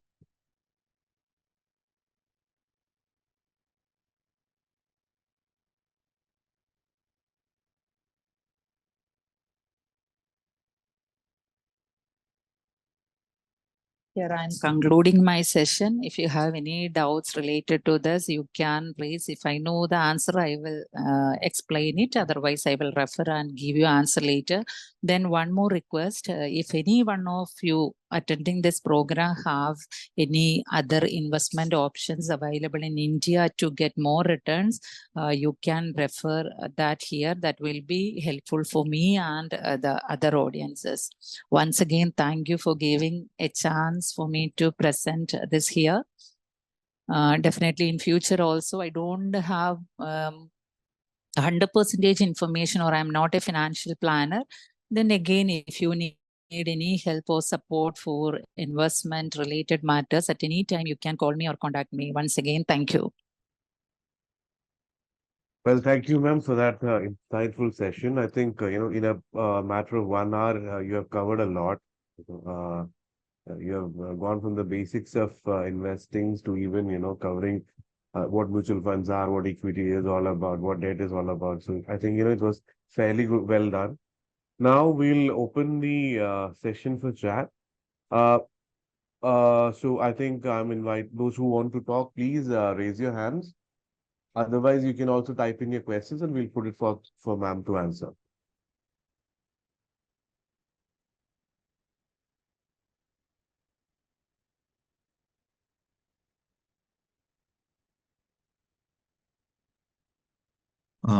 അലിയൻസ് എനിക്കൊരു ക്വസ്റ്റ്യൻ ഉള്ളത്.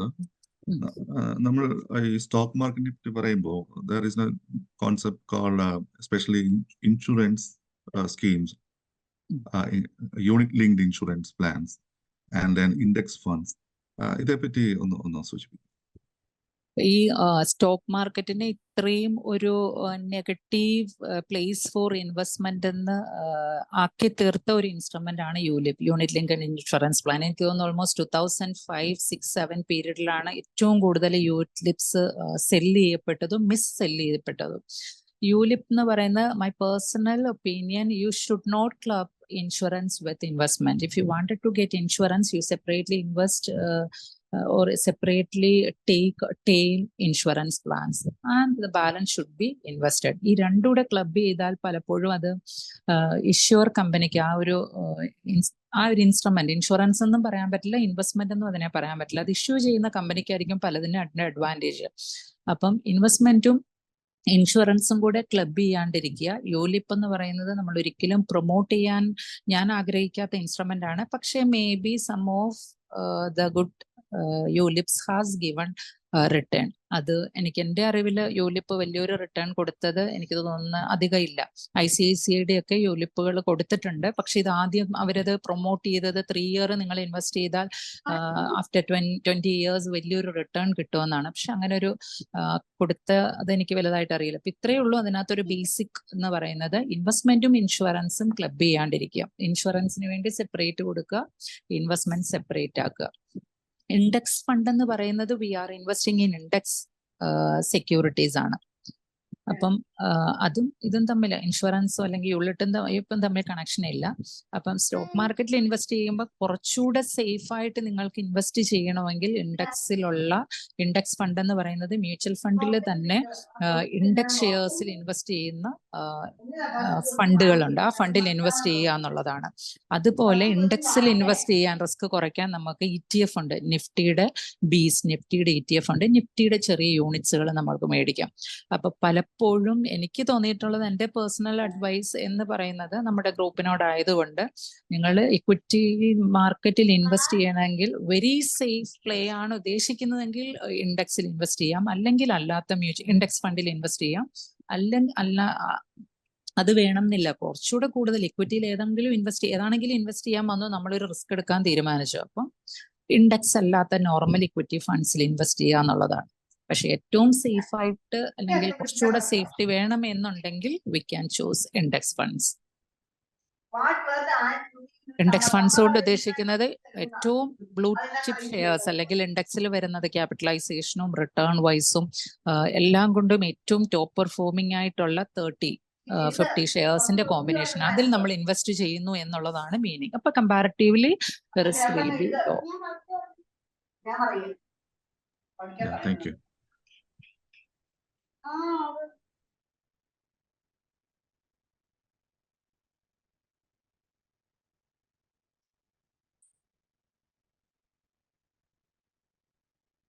We have a chat here. Just one Okay, I second. can Question. read this. I can read this. Could you explain the job opportunities available in financial services industry? Actually, financial services industry entrepreneurs ആണ് ഇനി കൂടുതൽ actually from especially Kerala വരേണ്ടത്. Entrepreneurs ഭയങ്കരം കുറവാണ്. ഈ entrepreneurs financial services ഇൻഡസ്ട്രിയിൽ അല്ലെങ്കിൽ capital മാർക്കറ്റിൽ ഓണ്ടർപ്രണേഴ്സിനെ കൊണ്ടുവരാനായിട്ട് ഈ പറഞ്ഞ സെബി പോലുള്ള ആംഫി പോലുള്ള ഇൻസ്റ്റിറ്റ്യൂഷൻസ് കുറേ ഏറെ ഈ ഓണ്ടർപ്രണർഷിപ്പ് ഡെവലപ്മെന്റ് ക്ലബ് ഉണ്ട്. അപ്പം ഓണ്ടർപ്രണർഷിപ്പിന് വേണ്ടി പല സപ്പോർട്ടുകളും അവർ കൊടുക്കുന്നുണ്ട്. പക്ഷെ ഈ പറഞ്ഞ ഓണ്ടർപ്രണർഷിപ്പിലേക്ക് വരണമെങ്കിൽ we should have basic knowledge. അതിൽ വേറൊരു എക്സാമ്പിൾ എനിക്ക് പറയാനുള്ള ഒത്തിരി പ്രൊഫഷണൽ വൈസ് നമുക്ക് ഒത്തിരി ഉണ്ട്. യൂഷ്വലി ആൾക്കാർ ക്യാപിറ്റൽ മാർക്കറ്റിൽ പ്രൊഫഷൻ നോക്കുമ്പോൾ ബ്രോക്കിംഗ് ഹൗസസിൽ ഡീലേഴ്സ് ബ്രോക്കിംഗ് ഹൗസസിലാണ് വർക്ക് ചെയ്യാൻ നോക്കുക. അതല്ല, കുറേയേറെ ഇന്റർമീഡിയറീസ് ഉണ്ട് ഈ ഫിനാൻഷ്യൽ മാർക്കറ്റിൽ. പ്രൈമറി മാർക്കറ്റ് ഷെയറിന്റെ ഫസ്റ്റ് ഇഷ്യൂ ടൈമിൽ വരുന്ന അങ്ങനെയുള്ള ഏജൻസീസിലുണ്ട്. പിന്നെ സെബി പോലുള്ള ഓർഗനൈസേഷൻസ് എല്ലാ വർഷവും നമ്മളുടെ അസിസ്റ്റന്റ് മാനേജർ പോസ്റ്റിലേക്ക് വിളിക്കുന്നുണ്ട്. എനിക്കൊന്ന് CTs എന്ന് പറയുന്നത് നോർമലി 1 lakh ആണ്. സെൻട്രൽ ഗവൺമെന്റ് ഈക്വലന്റ് പ്രൊഫഷനാണ്. അതുപോലെ എക്സ്ചേഞ്ചുകളിൽ NSC BSc ലൈക്ക് എക്സ്ചേഞ്ചസിൽ എല്ലാ ഫീൽഡിലേക്കും കംപ്ലീറ്റഡ് ടെക്നിക്കൽ അല്ലെങ്കിൽ BCAO എഞ്ചിനീയറിംഗ് ഒക്കെ കഴിഞ്ഞവർക്ക് ആ ഫീൽഡിലേക്ക്, എക്കണോമിക്സുകാർക്ക് റിസർച്ച് ഓറിയന്റഡ് ഏരിയയിലേക്ക്, കോമേഴ്സ് മാനേജ്മെന്റ് എല്ലാവർക്കും ഇങ്ങനെയുള്ള ഏജൻസികളിൽ വർക്ക് ചെയ്യാം. അതുപോലെ നിങ്ങൾ വേറൊരു പ്രൊഫഷൻ കണ്ടിന്യൂ ചെയ്യുന്നവരാണ് എങ്കിൽ അത്യാവശ്യം ഇൻവെസ്റ്റ്മെന്റ് നോളജ് ഉണ്ടെങ്കിൽ you can be work extra time as investment adviser അല്ലെങ്കിൽ മ്യൂച്വൽ ഫണ്ടിന്റെ ഡിസ്ട്രിബ്യൂട്ടർ ആയിട്ട് നിങ്ങൾക്ക് വർക്ക് ചെയ്യാം. അതിനും ആളുടെ പേര് റിവീൽ ചെയ്യുന്നില്ല ഞാൻ. എൻ്റെയൊക്കെ ഒരു ബാച്ച്മേറ്റ് ആയിട്ട് വരും.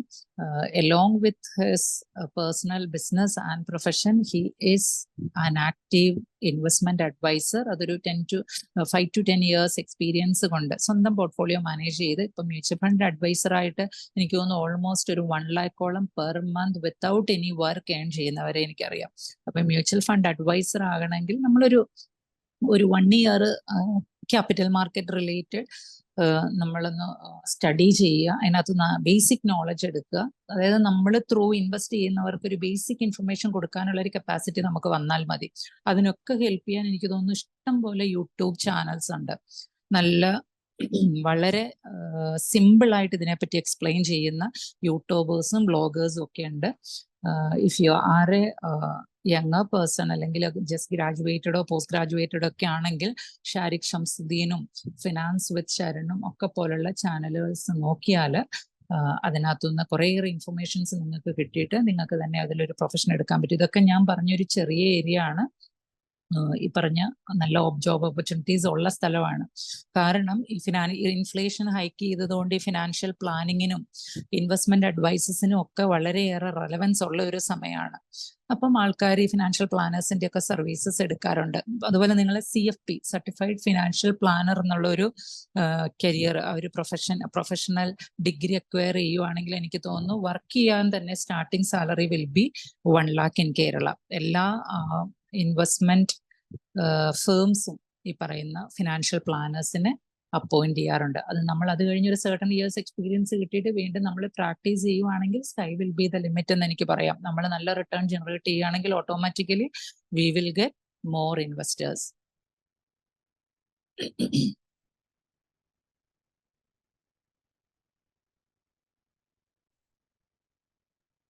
Ma'am, we have another question. NPS account is considered as an investment or not?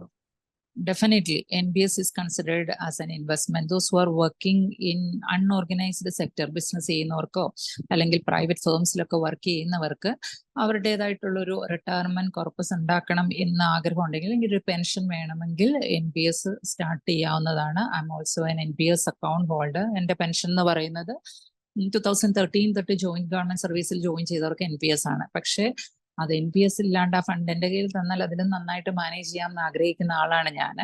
പിന്നെ ഒരു ഫിനാൻഷ്യൽ ഡിസിപ്ലിൻ ഇല്ലാത്ത ഒരാളാണെങ്കിൽ it is better at least invest through NPS. അല്ലാത്ത ആൾക്കാരോട്, എഡ്യൂക്കേറ്റഡ് ആൾക്കാരോട് എനിക്ക് പറയാനുള്ളത് NPSൽ കൊടുക്കുന്ന റിട്ടേൺ എന്ന് പറയുന്നത് സ്റ്റേറ്റ് ഗവൺമെന്റ് വളരെ കുറവാണ്. അവര് ഒരു ആൾക്കാരുടെ പെൻഷൻ ആയതുകൊണ്ട് വളരെ സേഫ് ആയിട്ട് അവർ ചെയ്യുള്ളൂ. അപ്പം LIC പോലുള്ള ഇൻസ്റ്റിറ്റ്യൂഷൻസ് എനിക്ക് തോന്നുന്നു നെഗറ്റീവ് റിട്ടേൺസ് പല ഇയറിലും കൊടുത്തിട്ടുണ്ട്. ഹയസ്റ്റ് റിട്ടേൺ എന്ന് പറയുന്ന ഒരു മോസ്റ്റ് 8-9% ആണെന്ന് തോന്നുന്നു. അപ്പം സാധിക്കുമെങ്കിൽ NPSന് പകരം നോർമൽ ഇക്വിറ്റി മ്യൂച്വൽ ഫണ്ട്സിലോ അറ്റ്ലീസ്റ്റ് ഇൻഡെക്സ് ഫണ്ട്സിലോ ഇൻവെസ്റ്റ് ചെയ്യുന്നതായിരിക്കും ബെറ്റർ. ഇതൊരു എന്താ പറയുന്ന ഒരു വലിയൊരു അഡ്വൈസ് ആയിട്ടല്ല. നിങ്ങൾക്കൊരു ഫിനാൻഷ്യൽ ഡിസിപ്ലിൻ ഇല്ല, അറ്റ്ലീസ്റ്റ് ചിലർ പറയുന്നത് NPSലൊക്കെ കൊണ്ടിട്ടാൽ കമ്പൽസറി ആയിട്ട് നമ്മൾ ആനുവലി ഇട്ട് പോകുമല്ലോ എന്നുള്ളതാണ്. അങ്ങനെയുള്ള ചിന്തിക്കുന്നവർക്ക് ഡെഫിനറ്റ്ലി NPSൽ ഇടാം. പക്ഷെ നിങ്ങൾ ഇൻവെസ്റ്റ് ചെയ്യുന്നതിന് മുമ്പ് ഒരു പാസ്റ്റ് 5 ഇയേഴ്സിന്റെ NPSന്റെ റിട്ടേൺ ഒന്ന് നോക്കുന്നത് നല്ലതായിരിക്കും. അതിലും അഡ്വൈസബിൾ എന്ന് പറയുന്നത് അത് ഫിനാൻഷ്യൽ ഡിസിപ്ലിൻ ഉണ്ടെങ്കിൽ മാത്രം. NPSൽ ഇൻവെസ്റ്റ് ചെയ്താൽ നമുക്ക് ആ റിട്ടയർമെന്റ് ടൈമിൽ വിഡ്രോ ചെയ്യാൻ പറ്റുള്ളൂ. വിഡ്രോവലൊക്കെ ഇടയ്ക്ക് പറ്റുള്ളൂ. അതുകൊണ്ട് നമുക്കതൊരു വേറൊരു സൈഡിൽ നോക്കുമ്പം ഫിനാൻഷ്യൽ ഡിസിപ്ലിൻ വെച്ച് നോക്കുമ്പോൾ അത് ബെറ്റർ ആണ്. അല്ലെങ്കിൽ നിങ്ങൾക്ക് അല്ലാത്ത മ്യൂച്വൽ ഫണ്ടിൽ ഇൻവെസ്റ്റ് ചെയ്യുന്നതായിരിക്കും നല്ലത്. ലോക്ക്-ഇൻ പീരീഡ് ഇല്ല, അതുപോലെ return will be 3 times more. NPSനെ ഗവൺമെന്റ് പ്രൊമോട്ട് ചെയ്യുന്ന ഗവൺമെന്റ് പെൻഷൻ സ്കീമാണ്. PFRDA ഒക്കെ വളരെയേറെ പ്രൊമോഷണൽ മെഷേഴ്സുമായിട്ട് വരുന്നുണ്ട് NPSന് വേണ്ടി. അതിനെ ഞാൻ നെഗറ്റീവായിട്ട് പറഞ്ഞതല്ല, എൻ്റെ ഒരു പേഴ്സണൽ ഒപ്പീനിയൻ ആണ് പറഞ്ഞത്. റിയൽ എസ്റ്റേറ്റിന്റെ ഇൻവെസ്റ്റ്മെന്റ് എങ്ങനെയാണ്? ഫ്യൂച്ചർ ഉണ്ടോ? റിയൽ എസ്റ്റേറ്റിൽ I'm not well versed. പക്ഷെ റിയൽ എസ്റ്റേറ്റിനെ പറ്റി ഇപ്പൊ പറയുന്നത്, ഇപ്പൊ ഏറ്റവും ഇന്നോവേറ്റീവ് ആയിട്ട് റീസെന്റ് ആയിട്ടുള്ള ഫിനാൻഷ്യൽ എക്സ്പേർട്സ് പറയുന്നത് റിയൽ എസ്റ്റേറ്റിൽ ഇൻവെസ്റ്റ് ചെയ്യില്ലെന്നല്ല. എസ്പെഷ്യലി ഇപ്പം വരുന്ന ഒരു ഏറ്റവും റീസെന്റ് ഇതെന്ന് പറയുന്നത് നമ്മൾ റെന്റൽ ഹൗസസിനെ ഡിപ്പെൻഡ് ചെയ്യുക. ഓൺ ഹൗസ് പോലും നമുക്കൊരു ബേർഡൻ ആണെന്നുള്ളത്. അതിന് പല കാൽക്കുലേഷൻസ് അവർ പറയുന്നുണ്ട്. 80 അല്ലെങ്കിൽ 1 crore ഒരു ഹൗസിംഗ് പ്രോപ്പർട്ടി അല്ലെങ്കിൽ ഒരു പ്രോപ്പർട്ടി നമ്മൾ മേടിച്ചു, അതിന് നമ്മൾ EMI 80 or 1 lakh വരും. അതിൽ നിന്ന് 40,000 കൊടുത്ത് റെന്റ് താമസിച്ചിട്ട് ബാക്കി 40,000 നമ്മൾ ഈ പറഞ്ഞ ഡൈവേഴ്സിഫൈഡ് ഇൻവെസ്റ്റ്മെന്റ്സിൽ ഇക്വിറ്റി മോർ പോർഷൻ അല്ലെങ്കിൽ മ്യൂച്വൽ ഫണ്ട് പോലുള്ളതിൽ ഇൻവെസ്റ്റ് ചെയ്താൽ നമ്മൾ ഒരു 20 ഇയേഴ്സിലേക്കാണ് ഹൗസിംഗ് ലോൺ എടുക്കുന്നതെങ്കിൽ, അല്ലെങ്കിൽ ഹൗസ് നമ്മൾ പ്രതീക്ഷിക്കുന്ന 20 ഇയേഴ്സ് കഴിയുമ്പോൾ അതിന്റെ ഡബിൾ കിട്ടും എന്നൊക്കെ പറഞ്ഞ് കാൽക്കുലേഷൻസ് ഉണ്ട്. പക്ഷെ ഞാൻ പേഴ്സണലി വർക്ക്ഔട്ട് ചെയ്തിട്ട് രണ്ടും ഈക്വൽ ആണ് എനിക്ക് കാണുന്നത്. ആ ഒരു ഹൗസിംഗ് ലോൺ അടച്ചു തരുന്ന സമയത്ത് നമ്മൾക്ക് ഇപ്പറ ഇൻവെസ്റ്റ് ചെയ്ത് കിട്ടുന്ന റിട്ടേൺ ശരിയാണ്. ഈ കാൽക്കുലേഷൻസ് പലതും പറയുമ്പം ഓരോ വർഷവും റെന്റ് കൂടുന്ന കാൽക്കുലേഷൻ ഒന്നും അവർ പറയുന്നില്ല. അപ്പൊ റിയൽ എസ്റ്റേറ്റിൽ ഇൻവെസ്റ്റ് ചെയ്യുന്നത് if it is with your own money it is better. Loan എടുത്തിട്ടുള്ള ഇൻവെസ്റ്റ്മെന്റ് ആണെങ്കിൽ that is not recommendable. Definitely വരും, ഹൈക്ക് വരും. അതും comparing with investment in capital market is a question.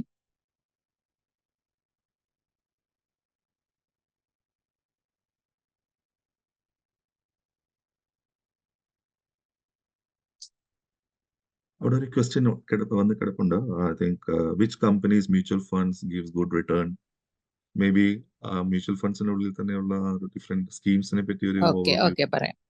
Usually ഞാൻ ഇങ്ങനത്തെ ക്ലാസ്സസ് എടുക്കാൻ പോകുമ്പം എനിക്ക് വരുന്ന ഏറ്റവും വലിയ ബുദ്ധിമുട്ട് നല്ല ഇൻവെസ്റ്റ്മെന്റിനെ പറ്റി പറയുമ്പം ഈ ഒരു ഓൺലൈൻ പ്ലാറ്റ്ഫോമിലൊക്കെ ആണെങ്കിൽ നമുക്ക് ഒരിക്കലും ഒരു കമ്പനിയെ റെക്കമെൻഡ് ചെയ്യാൻ പാടില്ല എന്നുണ്ട്. അപ്പൊ ഇത് നമ്മളൊരു ഏജൻസിയുടെയും സപ്പോർട്ടോടെയുള്ള പ്രോഗ്രാം അല്ല. അതുകൊണ്ട് ഞാൻ പറയാം, almost 40 more mutual fund companies are in India. ഇപ്പം അതിൽ ജെനുവൻലി പറഞ്ഞാൽ ഈ ഫണ്ട് ഹൗസസ് ഒക്കെ ഈ ഫണ്ടിന്റെ റിട്ടേൺ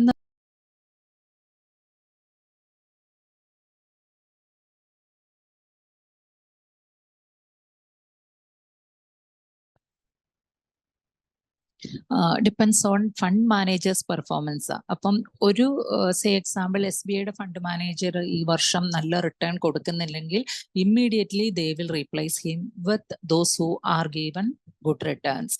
അപ്പം അടുത്ത വർഷം വേറൊരു മ്യൂച്വൽ ഫണ്ടിന്റെ റിട്ടേൺ കുറവാണെങ്കിൽ മാറ്റും. അപ്പം അതിലും കീനായിട്ട് നോക്കുന്ന ഒരാളാണെങ്കിൽ നമുക്ക് 1-2 ഫണ്ടുകൾ സജസ്റ്റ് ചെയ്യാൻ പറ്റും. അല്ലെങ്കിൽ അത് വേരി ചെയ്തിരിക്കും എന്നാണ് എനിക്ക് പറയാൻ. ഞാൻ 2005 സ്റ്റാർട്ട് ചെയ്ത ഫണ്ട് എന്ന് പറയുന്നത് SBIയുടെ ടാക്സ് സേവർ ആയിരുന്നു. പിന്നെ ഒരെണ്ണം HDFCയുടെ ഒരു നോർമൽ ഇക്വിറ്റി ഫണ്ടായിരുന്നു. പിന്നെ DSP Merlin. ഇങ്ങനെ ഈ ഒരു ഫണ്ടുകളൊന്നും ഇതുവരെ എനിക്ക് ചേഞ്ച് ചെയ്യേണ്ടി വന്നിട്ടില്ല. മേ ബി ഇൻ ബിറ്റ്വീൻ 1-2 എണ്ണം 30% or 35% ഒക്കെ തന്നിരിക്കാം. പക്ഷെ ഓൾമോസ്റ്റ് ഒക്കെ ഏകദേശം ഒരുപോലെയാണ്. ഒരു നോർമൽ ഈ ഒരു ഫിനാൻസ് ഫീൽഡിൽ നിങ്ങൾ സ്റ്റിക്ക് ചെയ്യുന്ന ആളല്ല എങ്കിൽ പോപ്പുലർ ആയിട്ടുള്ള SBIയുടെ മ്യൂച്വൽ ഫണ്ട്, കാനറ ബാങ്കിന്റെ, ആക്സിസ് ബാങ്കിന്റെ, DSP മെർലിൻ, ഫ്രാങ്കിൾ ടെമ്പിൾട്ടൺ, HDFC ഇതിന്റെ ഒക്കെ നമുക്ക് ഇൻവെസ്റ്റ് ചെയ്യാം.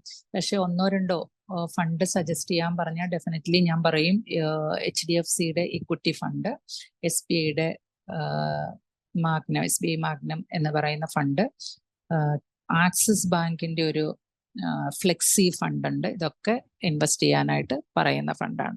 അതിലും വലിയ മ്യൂച്വൽ ഫണ്ടിൽ ഇൻവെസ്റ്റ് ചെയ്യുമ്പോൾ തന്നെ നമ്മൾ റിസ്ക് റെഡ്യൂസ് ചെയ്യുന്നുണ്ട്, ആവറേജ് ഒരു റിട്ടേൺ ഉണ്ട്. അപ്പൊ അതിനകത്തൊരു വലിയൊരു ക്വസ്റ്റ്യൻ, എൻ്റെ പേഴ്സണൽ ഒപ്പീനിയൻ ആണ് ഇതും. ഇപ്പൊ നിങ്ങൾ ആ കമ്പനിയോട് ചോദിച്ചാൽ അവർ വേണമെങ്കിൽ ഒരു വലിയ ലിസ്റ്റും ഒരു വലിയൊരു ക്രൈറ്റീരിയ ഒക്കെ കാണിക്കും, ഈ വർഷം തൊട്ട് ഈ വർഷം വരെ നമ്മൾ അങ്ങനെ ചെയ്തു എന്ന്.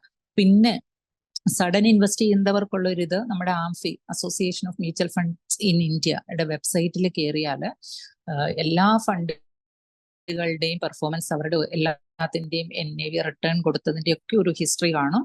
അതിൽ നിന്ന് ഏറ്റവും കൂടുതൽ റിട്ടേൺ ഒരു 5 ഇയേഴ്സിലേക്ക് കൊടുത്ത ഫണ്ടിനെ കണ്ടുപിടിക്കാം. അല്ല, നിങ്ങളൊരു ഇൻവെസ്റ്റ്മെന്റ് അഡ്വൈസർ വഴിയാണ് പോകുന്നതെങ്കിൽ അവർക്കും സജസ്റ്റ് ചെയ്യാൻ പറ്റും. പാസ്റ്റ് 10 ഇയേഴ്സിൽ ഏറ്റവും കൂടുതൽ റിട്ടേൺ കൊടുത്ത ഫണ്ട് സജസ്റ്റ് ചെയ്യാൻ പറഞ്ഞാൽ അതുവഴി ഇൻവെസ്റ്റ് ചെയ്യാം. എന്നോട് പേഴ്സണലി ചോദിച്ചാൽ ഇതാണ് SBIയുടെ almost tax saver fund, equity fund, HDFCയുടെ ഫണ്ട്, ദെൻ ആക്സിസ് ബാങ്കിന്റെ ഒരു ഫ്ലെക്സി ഫണ്ട് എന്ന് പറഞ്ഞുകൊണ്ട് HDFC. ഓക്കെ, ഇതൊക്കെയാണ് ഞാൻ റെക്കമെൻഡ് അറ്റ് പ്രസന്റ് ചെയ്യുക.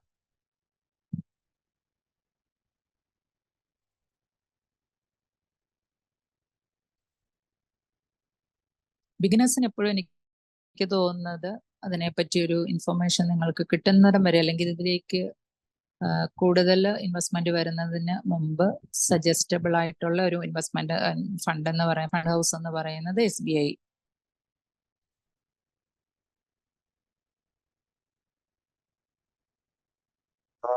Okay, we have one more message. Can you recommend reliable brokers? Reliable brokers എന്ന് പറയുന്നതിലും എപ്പോഴും ഞാൻ പറയാം, ഈ സെബി എന്ന് പറയുന്ന നമ്മൾക്ക് IRD, RBI, സെബി ഒക്കെ PFRD ഒക്കെ പറയുന്നതിൽ ഏറ്റവും സ്ട്രിക്റ്റ് ആയിട്ടുള്ള ഒരു റെഗുലേറ്റർ എന്ന് പറയുന്നത് എനിക്ക് തോന്നിയിട്ടുള്ളത് സെബി തന്നെയാണ്. മാർക്കറ്റ് വാച്ച് ഡോഗ് എന്നാണ് പണ്ട് നമ്മൾ ഡിഗ്രി ക്ലാസ്സിൽ ക്യാപിറ്റൽ മാർക്കറ്റിൽ പഠിക്കുക. ഏറ്റവും സ്ട്രിക്റ്റ് ആയിട്ടാണ്. അപ്പം ബ്രോക്കിംഗ് ഹൗസസ് വൺസ് അവര് ഈ പറഞ്ഞ ബ്രോക്കിംഗ് ഹൗസ് ആ ഒരു ഫീൽഡിൽ നമ്മൾ ചെന്നാൽ അറിയാം, ബ്രോക്കിംഗ് ഹൗസസും ഇന്റർമീഡിയറീസും ഏറ്റവും പേടിക്കുന്നത് അവരുടെ സെബി ഇൻസ്പെക്ഷൻ ടൈമാണ്. ലൈഫ് ലോങ് അവരെ ക്യാൻസൽ ചെയ്യും. സെബി ഹ്യൂജ് പെനാലിറ്റിയുമാണ് എന്തെങ്കിലും മാനിപ്പുലേഷൻസ് ഒക്കെ വന്നാൽ ചെയ്യുന്നത്. അപ്പൊ ഇവർ ഭയങ്കര കോഷ്യസ് ആണ്. വൺസ് ബ്രോക്കിങ്ങിലുള്ളവര് അങ്ങനെ ഒരു മാനിപ്പുലേഷൻസും ഒന്നും ചെയ്യാറ് ഇല്ല. പിന്നെ പല റെസ്ട്രിക്ഷൻസും ഉണ്ട്. അപ്പം ഇപ്പം മാനിപ്പുലേഷൻസ് ഒന്നും ബ്രോക്കേഴ്സിന് ചെയ്യാൻ പറ്റില്ല എന്നുള്ളതാണ് എൻ്റെ ഒരു ധാരണ. അപ്പം നമുക്ക് വേറെ ഒരു ക്രൈറ്റീരിയ ആണ് ഇപ്പോഴത്തെ സിറ്റുവേഷനിൽ നമ്മൾ കൺസിഡർ ചെയ്യേണ്ടത്. വാട്ട് ദേ ആർ ചാർജിങ്, അവരുടെ കമ്മീഷന്റെ ബേസിൽ ബ്രോക്കേഴ്സിനെ നമുക്ക് സെലക്ട് ചെയ്യാം. പിന്നെ അടുത്തതെന്ന് പറയുന്നത് ഓൺലൈനിൽ ഏറ്റവും കൂടുതൽ സർവീസ് ചെയ്യുന്നവർ, ഓൺലൈൻ ബ്രോക്കേഴ്സും ഓഫ്ലൈൻ ബ്രോക്കേഴ്സും ഉണ്ട്. അത് ഓൺലൈനിൽ മാത്രം വെൽവേഴ്സ്ഡ് ആയിട്ടുള്ള ആൾക്കാരുണ്ട്. എക്സാമ്പിൾ സെറോദ, അപ്സ്റ്റോക്ക് എന്നൊക്കെ പറയുന്നത് ഓൺലൈൻ ട്രേഡിങ് കമ്മീഷൻ വളരെ കുറവ് ചാർജ് ചെയ്യുന്നതാണ്. പിന്നെ ഡെഫിനറ്റ്ലി നമ്മൾ പണ്ട് തൊട്ടേ പഠിക്കുന്ന സമയം പറയുന്നത്, നമ്മളുടെ അവരുടെ ഒരു ഓഫീസ് നമ്മുടെ സിറ്റിയിലുണ്ടെങ്കിൽ that is a better criteria for selecting brokers. നമുക്ക് ജിയോജിത്ത് എന്ന് പറയുന്നത് ട്രഡീഷനുള്ള തുടക്കകാലം തൊട്ട് അറിയപ്പെടുന്ന, എനിക്ക് തോന്നുന്നു ഞാൻ എൻ്റെ ഇന്റേൺഷിപ്പ് ചെയ്തത് ജിയോജിത്തിലാണ്. അപ്പൊ കേരള ബ്രോക്കേഴ്സിൽ ഏറ്റവും ട്രസ്റ്റ് വർത്തി ആയിട്ടും ഒരു ട്രാക്ക് റെക്കോർഡ് ഉള്ളതും ഈ പറയുന്ന ജിയോജിത്ത് ഫിനാൻഷ്യൽ സർവീസസ് ലിമിറ്റഡ് ആണ്. ജിയോജിത്തിൽ ഓപ്പൺ ചെയ്യാം. അല്ല, ഓൺലൈൻ സർവീസസ് ആണ് കൂടുതൽ നമുക്ക് കിട്ടേണ്ടത്. കമ്മീഷനാണ് നമ്മളുടെ ഒരു ക്രൈറ്റീരിയ എങ്കിൽ അപ്സ്റ്റോക്കും സെറോദയൊക്കെ പോലെ ഓൺലൈൻ ബ്രോക്കേഴ്സിനെയും ഡിപ്പെൻഡ് ചെയ്യാം. ഇതിൽ ട്രസ്റ്റ് വർത്തിനെസ് എന്നുള്ളത്, റിലയബിലിറ്റി എന്നുള്ളത് ഒരു വലിയ ക്വസ്റ്റ്യൻ ആണോ എന്ന് എനിക്ക് അങ്ങനെ ഉണ്ടെങ്കിൽ നമുക്ക് ജിയോജിത്ത് പോലുള്ളതാണ് സെലക്ട് ചെയ്യാം. അതിൽ കോട്ടക് സെക്യൂരിറ്റീസ് ഉണ്ട്, അതും അത്യാവശ്യം നല്ല സർവീസ് കൊടുക്കുന്നുണ്ട്. HDFC സെക്യൂരിറ്റീസ്, ഇതെല്ലാം ഇവരൊക്കെ എസ്പെഷ്യലി ബാങ്ക്സ് ബ്രോക്കിംഗ് ഹൗസ് തുടങ്ങിയതിനെ നമുക്ക് ഡെഫിനറ്റ്ലി വിശ്വസിക്കാം. കാരണം അവര് ഒരു തരത്തിലും അതിനകത്തൊരു മാനിപ്പുലേഷൻസ് വരുത്താൻ ചാൻസ് ഇല്ല. കാരണം അത് അവരുടെ പേരന്റ് കമ്പനിയായ ബാങ്കിനെയും ബാധിക്കാൻ സാധ്യതയുണ്ട്. Your view on small cap funds. ഇപ്പം ഇത് ചോദിച്ച ആളുടെ ഏജ് എനിക്ക് അറിഞ്ഞുകൂടാ. ഒരു 25-35 ഒരാളാണെങ്കിൽ definitely I would recommend you to invest in small cap funds. അതാണ് ഞാൻ റെക്കമെൻഡ് ചെയ്യുക. If it is a person having 50-60 years, blue chip അല്ലെങ്കിൽ ലാർജ് ക്യാപ് ഫണ്ടിൽ ഇൻവെസ്റ്റ് ചെയ്യാൻ പറയും. നമ്മൾ ഈ പറഞ്ഞ ഫിനാൻഷ്യൽ പ്ലാനിങ്ങിൽ ഞാൻ പറയുക, ഒരു 30 years ഉള്ള ആള് 60% should invest in equity shares അല്ലെങ്കിൽ ക്യാപിറ്റൽ മാർക്കറ്റ്. ദെൻ ഒരു 30% should be in debt instruments. Then balance 20 will be in REIT പോലുള്ള ഇൻസ്ട്രുമെന്റ്സിലൊക്കെ ഇൻവെസ്റ്റ് ചെയ്യാനായിട്ട് പറയും. ആ 60%-ൽ നിങ്ങൾ 30% should be invested in large cap funds അല്ലെങ്കിൽ ബ്ലൂ ചിപ്പ് ഷെയർസ്. അതിൽ എത്രയാ പറഞ്ഞത്, 60-ൽ 30 അതിലേക്ക് വിടുക. ബാലൻസ് വരുന്ന 30-ൽ 20% should be in mid cap funds, 10% in small cap. അതാണ് ഒരു 45 yearsലൊക്കെ നിൽക്കുന്ന ആൾക്കാരോട് പറയാനുള്ള suggestion. If you R A very young person, 25 to 30 ആണെങ്കിൽ definitely you can invest almost 75% of your equity portion into small cap funds.